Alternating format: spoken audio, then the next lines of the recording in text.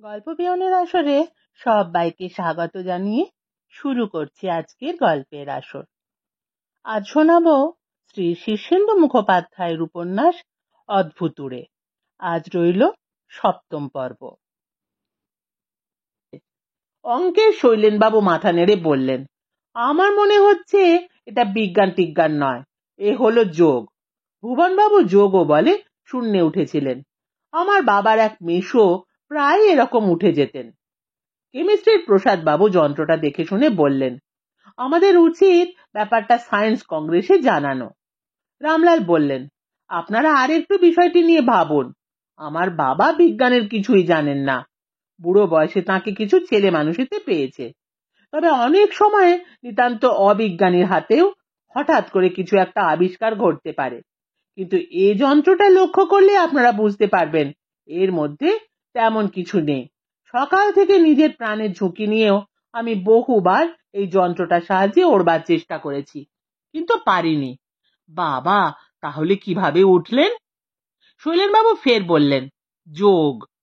বিজ্ঞানীরা অনেকক্ষণ ভাবলেন এবং যন্ত্রটাকে নানাভাবে পরীক্ষা করলেন। অবশেষে প্রত্যেকেই অল্প বিস্তর স্বীকার করলেন যে সাধারণ প্রাকৃতিক নিয়ম বা বিজ্ঞানের ধর্ম অনুযায়ী যন্ত্রটাকে ব্যাখ্যা করা যাচ্ছে না। রামলাল একটা দীর্ঘশ্বাস ছেড়ে বললেন, এই যন্ত্রটা আবিষ্কারের ফলে অবশ্য একটা উপকার হয়েছে।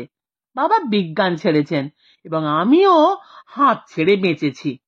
কিন্তু বাবার মাথায় নতুন যে আইডিয়া এসেছে সেটা আরো সাংঘাতিক। সবাই সমস্যারে বলে উঠলেন, কি সেটা? উনি এখন কবিতা লেখার দিকে ঝুঁকেছেন। বাজারে খাতা কিনতে লোক পাঠানো হয়েছে। শুধু তাই নয়, উনি চান আমিও বিজ্ঞান ছেড়ে কবিতা লিখতে শুরু করি। ফিজিক্স গম্ভীর হয়ে বললেন, কবিতা? সে তো খুব খারাপ জিনিস। শুনলুম এখানে নাকি খুব কবিতার চর্চা হচ্ছে। রামলাল দুঃখিত ভাবে মাথা নেড়ে বললেন, এই বাড়িতে কোশমিনকালেও কবিতার চর্চা হয়নি, তবে হবে। কিন্তু সে যে কি জিনিস হবে তা ঈশ্বর জানেন। লোকটা মাথা নেড়ে বলল, জিনিস আমরা চিনি। শুনুন মশাই, আমাদের নগদ কারবার। কবিতা পছন্দ হলে আমরা এক এক কবিতা 100 টাকায় কিনে নেব, একেবারে নগদ টাকা ফেলে। বলেন কি, প্রতি কবিতায় 100 টাকা? তেমন তেমন কবিতা হলে 2 গুণ টাকা, অর্থাৎ 200। রামলাল ভ্যাবাচাকা খেয়ে বললেন, তাহলে আপনারা আমার বাবার সঙ্গে দেখা করুন। আরে দেখা করতেই তো আসা, চলুন শুভস্য শীঘ্রম। রামলাল বিস্ময়ে ঘন ঘন মাথা নাড়তে নাড়তে দুজনকে ভুবন রায়ের সামনে এনে হাজির করলেন। সকালে জলখাবারটি খেয়ে ভুবন বাবু কাগজ কলম নিয়ে বাগানে টেবিল চেয়ার পেতে বসেছেন। নিমের ছায়ায় চিকড়ি মিকড়ি রোদে শীতের সকালে বসে তিনি কবিতা লেখার জন্য অনেকক্ষণ ধরে কসরত করার পর একটা মাত্র লাইন লিখতে পেরেছেন। কলার কাঁদির মতো কবিতা ঝুলিছে গাছে গাছে, পোষা বেড়ালের মতো কবিতা ফিরিছে পাছে পাছে। প্রথম কবিতাটা কবিতা বিষয়ে লেখা ভালো, কিন্তু কবিতাকে বিষয় করে লেখা যে বেশ বড় শক্ত, তা এখন হাড়ে হাড়ে টের পাচ্ছেন ভুবনবাবু। দামি পার্কার কলমে পেছনটা কামড়ে কামড়ে প্রায় ক্ষত বিক্ষত করে ফেললেন। মাথার চুলও বারবার টানাটানি করায় কয়েক গাছি ছিঁড়ে গেল। উঠে পায়চারি করে নিলেন বার কয়েক। বিজ্ঞানে নতুন কিছু আবিষ্কার করেই যেমন আর্কিমিডিসের মতো ইউরেকা বলে চেঁচাতে চেঁচাতে বেরিয়ে আসতেন, কবিতায় তেমনি আদি কবি বাল্মীকির মতো এক লাইন লিখেই তিনি বার কয়েক বলে ফেলেছেন, কিমি দং কিমি দং। ভুবনবাবু যখন দ্বিতীয় পংক্তির সন্ধানে আকাশের দিকে তাকিয়ে ঘাড় ব্যথা করে ফেলেছেন, সেই সময় রামলাল এসে সামনে দাঁড়িয়ে বিনীত স্বরে ডাকলেন, বাবা। ভুবনবাবু খাড়া হয়ে বসে বললেন, খাতা টাতা সব এনেছো তো? কালির বোতল, ডিকশনারি, কবিতার বই? আগে সেসব ব্যবস্থা হয়ে গেছে। আপনি কবিতা লিখছেন শুনে এরা সব কলকাতা থেকে এসে পড়েছেন। ভুবনবাবু এবার দাড়ি আর চশমাওয়ালা লোক দুটোর দিকে তাকালেন। শশব ব্যস্তে বলে উঠলেন, বিদেয় করে দাও, বিদেয় করে দাও, আমি এখন ভীষণ ব্যস্ত। আগে এদের বিদেয় করাটা যুক্তিযুক্ত হবে না, এরা সাপ্তাহিক নবযুগ পত্রিকার লোক। কবিতা কিনতে বেরিয়েছেন। এক একটা কবিতা 100 থেকে 200 টাকা। ভুবনবাবু নড়ে চড়ে বসে বললেন, বটে, তার নেহাত খারাপ ব্যাপার তো নয়। বসতে দাও ওদের। রামলাল তাড়াতাড়ি চেয়ার টেবিল আনিয়ে দুজনকে ভুবনবাবুর মুখোমুখি বসালেন। দাড়ি ও চশমাওয়ালা দুজন গম্ভীর মুখে বসলেন। তারপর দুজনের একজন বললেন, আমরা কবিতার খোঁজে বেরিয়েছি, ভালো কবিতা পেলে মোটা টাকায় কিনে নেব। ভুবনবাবু বিগলিত মুখে বললেন, নবযুক্ত বিখ্যাত কাগজ? আগে হ্যাঁ, 1.5-2 লাখ সার্কুলেশন। একটা কবিতা কোনো ক্রমে ছাপতে পারলেই রাতারাতি বিখ্যাত। ও বাবা, তা আমিও কবিতা লিখি বটে, কিন্তু কিন্তু কি? মানে এখনো ব্যাপারটা ঠিক গুছিয়ে উঠতে পারিনি আর কি।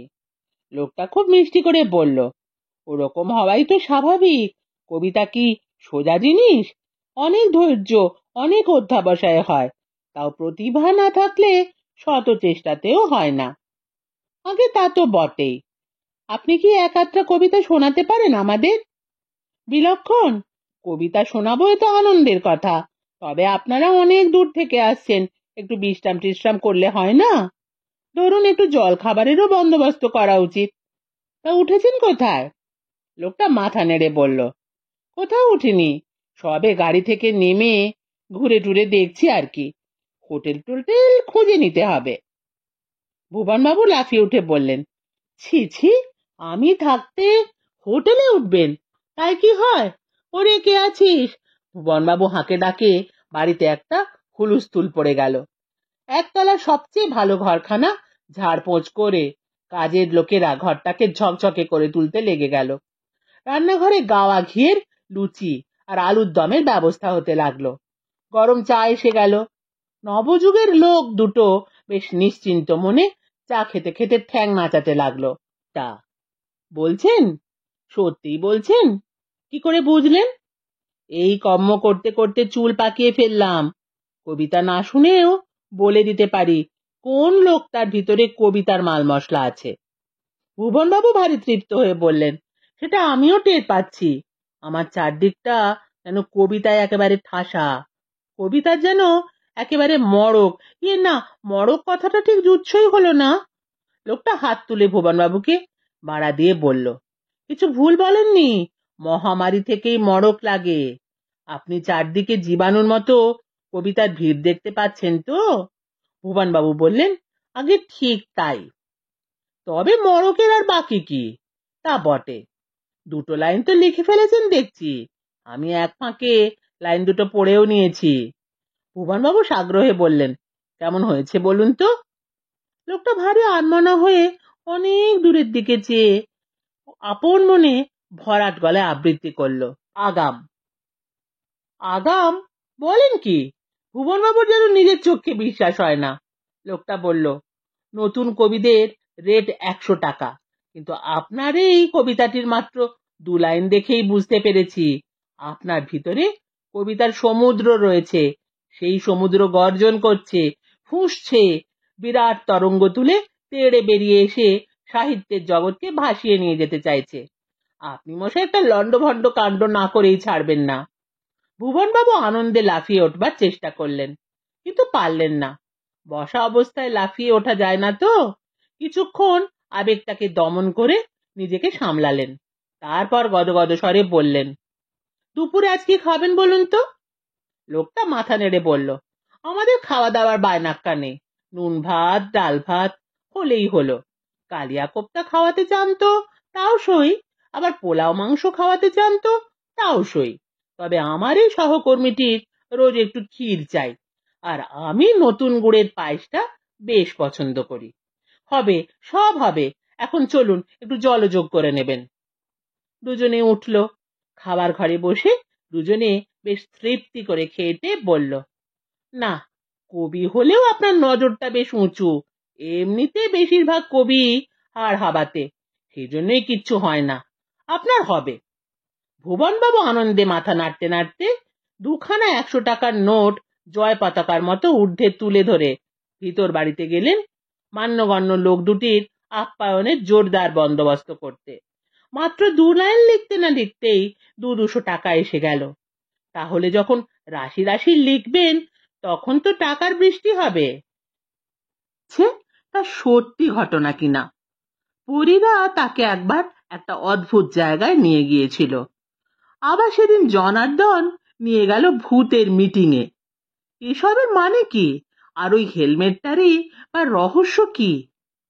দুপুরবেলা আজ বেজায় ভোজের আয়োজন হয়েছে। দুটো দাড়ি গোঁফওয়ালা লোক এসে বুড়ো কর্তার কবিতা কিনে নিচ্ছে। 200 টাকা আগাম দিয়েছে। তাদের খাতিরে আজ বিয়ে বাড়ির ভোজ। লোক দুটোকে খুব সুবিধে ঠেকলো না ভূতর। দাড়ি গোঁফওয়ালা লোক দেখলেই তার একটু সন্দেহ হয়। তার ওপর এ লোক দুটোর ভাবগতিকও সন্দেহজনক। কিন্তু কিছু করারও নেই, এরা বুড়ো কর্তার পেয়ারের লোক। একটা ভালো ব্যাপার হলো এদের খাতিরে খাওয়াটা আজ হলো পেল্লায় রকমের। কিন্তু মনটা উড়ু উড়ু বলে জিভে তেমন স্বাদ পেল না ভূত। দাড়ি গোঁফওয়ালা লোক দুটো অবশ্য সাংঘাতিক খেলো। এত খাওয়া কাউকে কখনো খেতে দেখেনি সে। তবে আঁচানোর সময় দাড়ি গোঁফওয়ালাদের একজন হঠাৎ হাঁ হাঁ করে ওঠায় ভূত দেখলো লোকটার গোঁফ একদিকে খুলে ঝুলে পড়ছে। ভূত গাড়ু থেকে তার হাতে জল ঢেলে দিচ্ছিল। দৃশ্যটা দেখে ভারী অবাক হলো সে। তারপর হঠাৎ হাত বাড়িয়ে গোঁফটা খপ করে ধরে একটানে ছাড়িয়ে আনলো সে। দুষ্টুমি করে নয়, সে ঝুলন্ত গোঁফ দেখে এত অবাক হয়েছিল যে টান মারার লোভ আর সামলাতে পারেনি। এই বেয়াদপিতে লোকটা এক হাতে মুখ চাপা দিয়ে অন্য হাতে একটা পেল্লায় থাপ্পড় উঁচিয়ে বলল, পাজি ছোঁড়া, দে গোঁফ। ভূত আর দাঁড়ায়নি, দাওয়া থেকে লাফ দিয়ে নেমে ছুটতে শুরু করেছে। পিছনে পিছনে গোঁফ হারানো লোকটাও। গোঁফ দে, গোঁফ দে, নইলে খুন করে ফেলবো বলছি কিন্তু। ভূত গোঁফ মুঠো করে ধরে হরিণের বেগে দৌড়াচ্ছে। ছুটতে ছুটতে জঙ্গলে ঢুকে পড়তেই কে যেন কানের কাছে ফিসফিস করে বলল, কি হয়েছে বলো তো, অমন ছুটছো কেন? গলাটা জনার্দনের। ভূত দৌড়তে দৌড়তে বলল, পিছনে যে লোকটা আসছে ওটা একটা ঠকবাজ, ওকে ধরো। আর ছুটো না, ওই বেলগাছটার নিচে দাঁড়াও। আমাদের ওপর হুকুম আছে তোমার দেখাশোনা করার। আমি লোকটাকে ঢিট করছি। গোঁফ নিয়ে পাঁচু মোদকের সমস্যাটা 5 জনে বুঝবে না।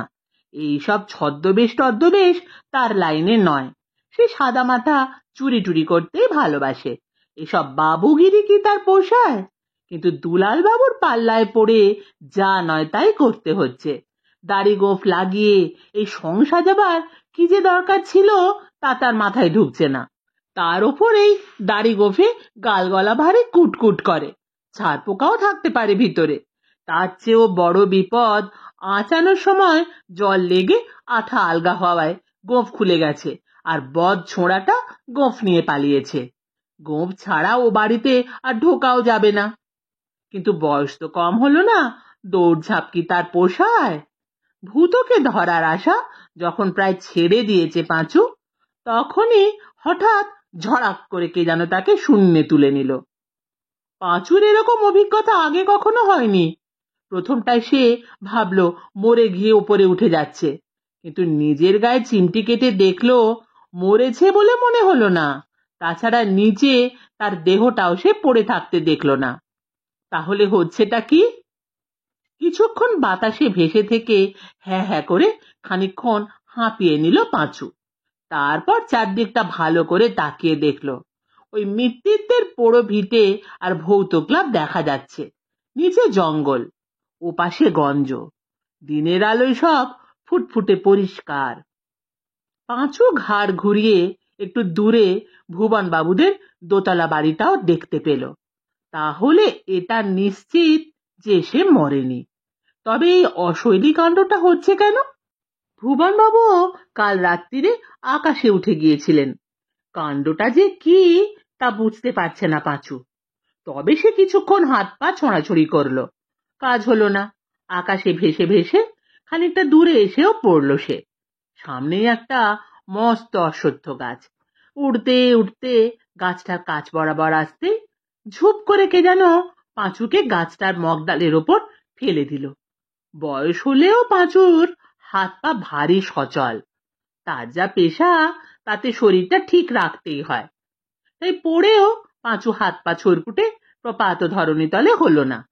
সামনে যা পেল তাই আঁকড়ে ধরে পড়াটা আটকালো, কিন্তু যেখানে পড়েছে সেটা ভারী উঁচুতে, একটা তেকাঠির মতো জায়গা।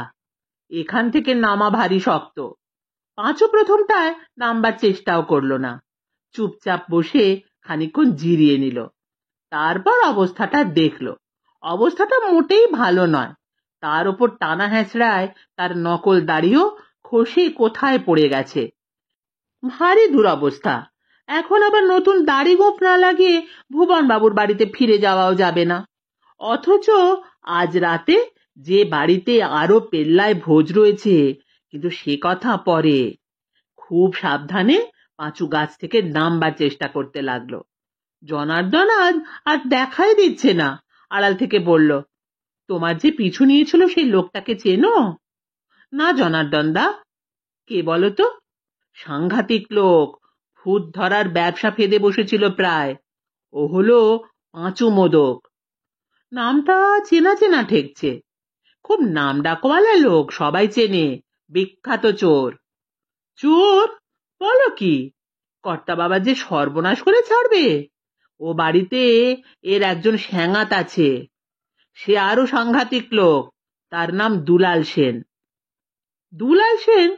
বলো কি? সে তো গুম হয়ে গেছে। ল্যাবরেটরিতে যে সাংঘাতিক কাণ্ড হলো সেদিন, তারপর থেকে আর দুলাল বাবুকে পাওয়া যাচ্ছে না। দুলাল বাবু সম্পর্কে আমরা খোঁজ খবর নিয়েছি। তোমাদের ওসব ভুতুড়ে কাণ্ডের ফলে দুলাল বাবু এখন অন্য মানুষ হয়ে গেছেন। তার গায়ে এখন ভীষণ জোর, মাথায় নানা দুষ্টু বুদ্ধি। যা, দুলাল বাবু তো ভীষণ ভীতু, গায়ে একটুও জোর নেই। সেই দুলাল বাবুর কথা ভুলে যাও। এই দুলাল সেন হলো কালা পাহাড়। বটে, খুবই বটে। নন্দলাল বাবু দুপুরে খাওয়া দাওয়ার পর ঘরে বসে বিমর্ষ মুখে আকাশ পাতাল ভাবছিলেন। ভুবনবাবু তাকে কবিতা লেখার আদেশ দিয়েছেন। বাবার হুকুম অমান্য করার সাধ্য এ বাড়িতে কারো নেই। কিন্তু কথা হলো, কবিতার সঙ্গে নন্দলাল বাবুর কোনো সম্পর্কই নেই। ভূত প্রেত সাধন ভজন বিজ্ঞান ঢের ভালো ছিল। আরো ভয়ের কথা, ভুবনবাবুর কবিতা লিখতে শুরু করার আগে সেই কবিতা কেনার জন্য কলকাতা থেকে 2 মূর্তিমান এসে হাজির হয়ে গেছে। শুধু তাই নয়, 2 লাইন কবিতা শুনে তারা 200 টাকা আগাম দিয়েছে ভুবনবাবুকে। ফলে ভুবনবাবু রীতিমতো ক্ষেপে উঠেছেন। খাওয়ার পর নন্দলাল সবে ঘরে এসে বিশ্রাম করবার উদ্যোগ করছিলেন। এমন সময় ভুবনবাবু এসে ঝড়ের বেগে ঘরে ঢুকে পড়লেন। কাণ্ডখানা দেখেছ? আগে না বাবা, 2 লাইন লিখতে না লিখতে 200 টাকা?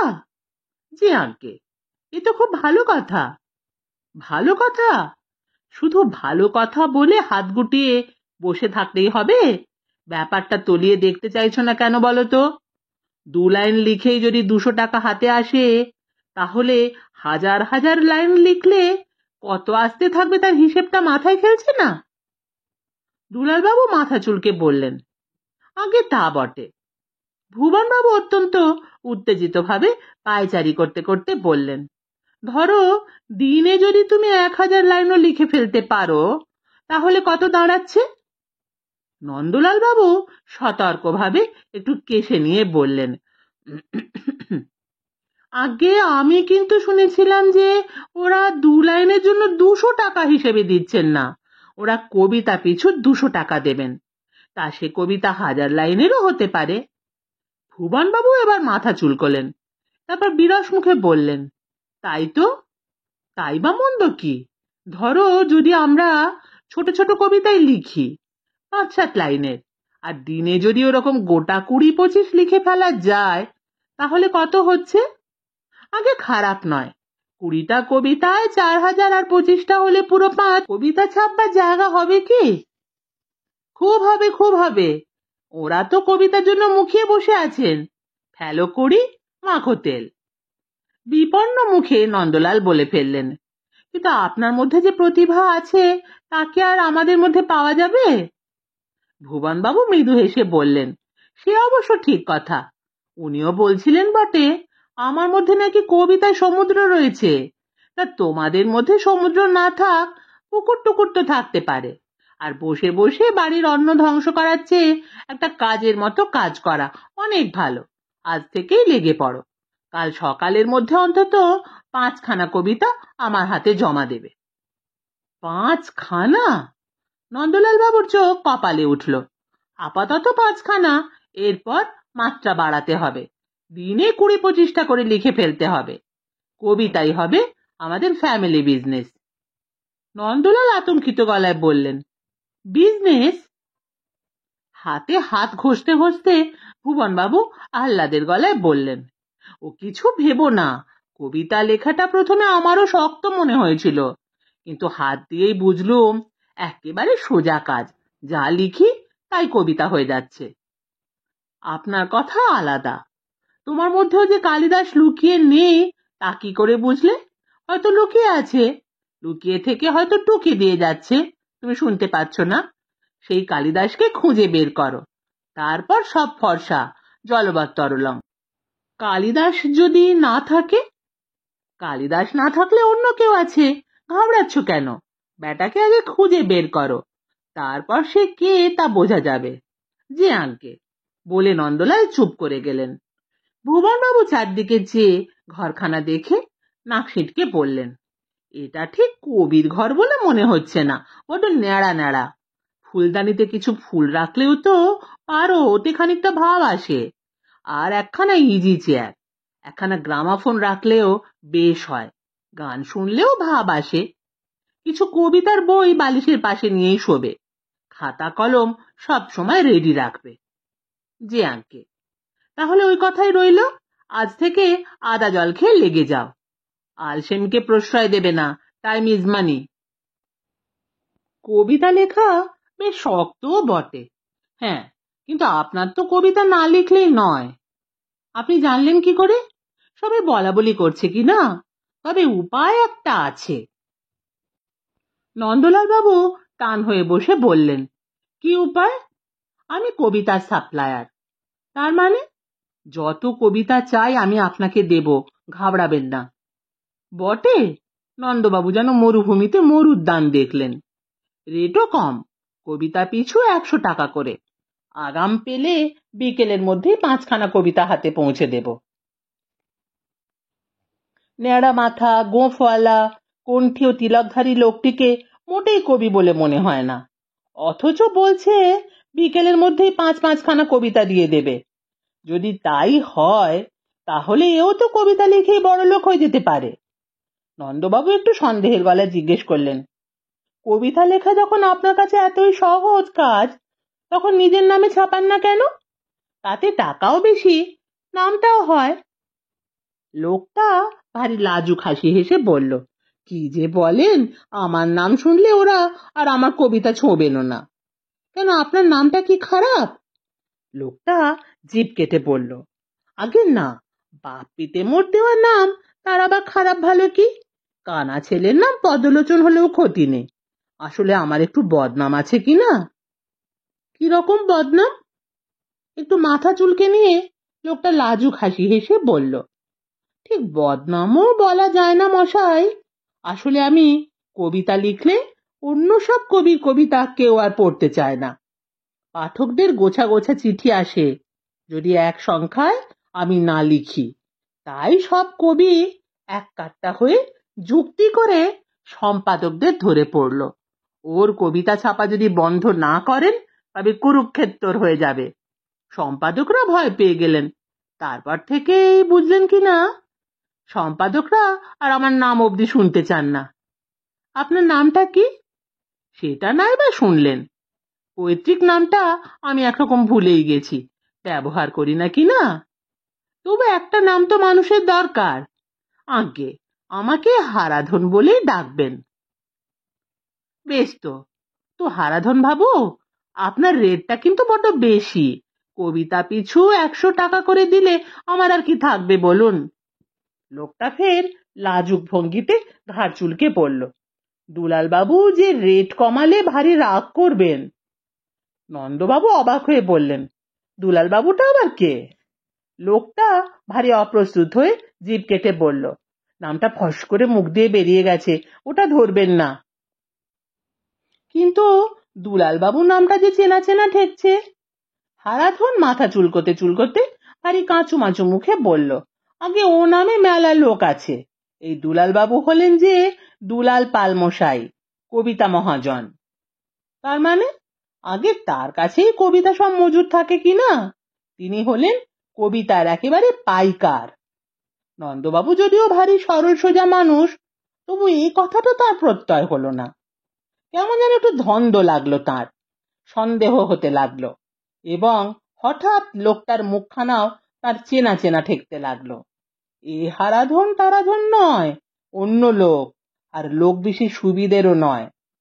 নন্দলাল একগাল হেসে বললেন, তাই বলো, দুলাল পালমশাইকে আমিও খুব চিনি। ওই তো কাঠগুদামের পশ্চিম ধারে দোতলা বাড়ি, সঙ্গে একটা মস্ত ঘেরা জায়গাও আছে। কতবার তার বাড়িতে গেছি। লাল হেলমেটটা যেখানে ছিল ঠিক সেখানেই পড়ে আছে, একটু উঁচু ঢিবির ওপরে। জায়গাটা খুব শুনশান, নির্জন, চারদিকে ভয়ঙ্কর আগাছা দিয়ে ঘেরা। এখানকার বাঘা বিছুটির খুব বদনাম, তার উপর বাবলার ঝোপঝাড়ও বেশ ঘন। এদিক পানে তাই কেউ আসে না। ভূত একটু দূর থেকে একটা গাছের ডালে উঠে হেলমেটটা দেখতে পেল, কিন্তু সেটা উদ্ধার করা যায় কিভাবে তা তার মাথায় এলো না। উদ্ধার করার কাজটা বেশ কঠিন মনে হচ্ছে। আমাকে কেউ চেনে না। গাঁটটা থেমেছে। ভূত মাথায় হাত বোলাতে বোলাতে বলল, তুমি গোপাল ভাঁড় আর ভারতচন্দ্রকে দেখেছো? দেখবো না মানে, রোজ দুবেলা দেখা হতো, কত গল্প হতো, হাসি ঠাট্টা হতো। তোমার গাঁটটার বেশ জোর আছে বলতে হবে। তবে কি জানো বাঁটুলদা, তুমি যে এখানে আছো তা তো আমি জানতুম না। হেঁড়ে গলাটা এবারে একটু নরম হলো। খুব লেগেছে নাকি তোর? তা কি করবো বল, কয়েকশো বছর ধরে গুটি পাকিয়ে ঘুমিয়ে আছি। আরো 1000 খানেক বছরের আগে জাগবার ইচ্ছেই ছিল না। কাঁচা ঘুমটা ভাঙালি বলে চট করে মেজাজটা চড়ে গেল। আমি ভেবেছিলাম বাবুইয়ের বাসা। বাটুল আর একটু নরম হয়ে বলল, ঠিক আছে, গাঁটটার যখন প্রশংসা করেছিস তখন তোর কিছু উপকারও করব। বল, কি করলে তুই খুশি হোস? ভূত হাতে চাঁদ পেল, একটা নিশ্চিন্দির শ্বাস ফেলে বলল, ওই যে ওখানে একটা লাল মতো হেলমেট পরে আছে, দেখতে পাচ্ছ? খুব পাচ্ছি, ওইটি আমার চাই। শুনছিলেন শ্রী শীর্ষেন্দু মুখোপাধ্যায়ের উপন্যাস অদ্ভুতুড়ে। আজ ছিল 7ম পর্ব। কেমন লাগলো কমেন্ট করে জানাবেন। ফিরে আসছি 8ম এবং অন্তিম পর্ব নিয়ে।